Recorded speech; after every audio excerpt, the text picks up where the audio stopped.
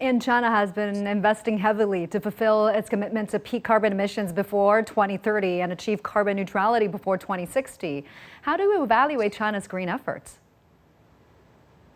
Well, I think I've been watching China and working in China in different ways for the last 20, 30 years now almost. And I must say, uh, uh, first of all, it's fair to say that no country is doing enough to keep the global temperature increase to 2 degrees, let alone 1.5.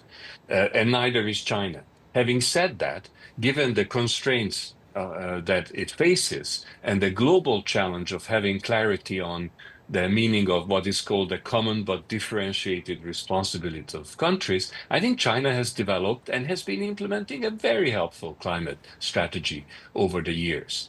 And in practice, what one sees is a massive push toward China becoming what often people call an electro state, while others, such as the US, are going backwards to continue and even increase in being petrostates. You can see where the arc of history is going here.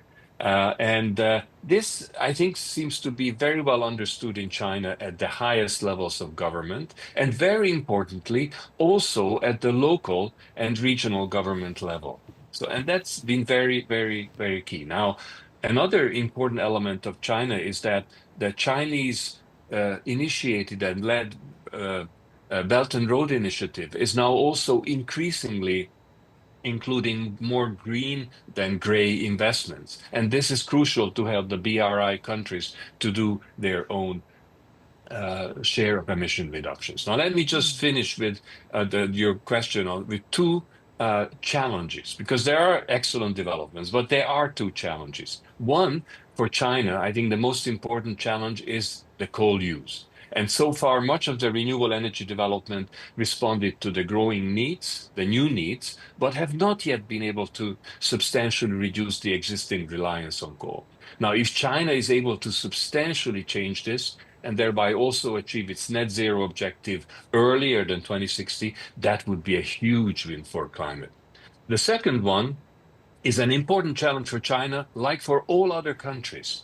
And it is to consider much more seriously the impacts of the expected temperature rise over the coming decades, impacts that will be increasingly significant and catastrophic.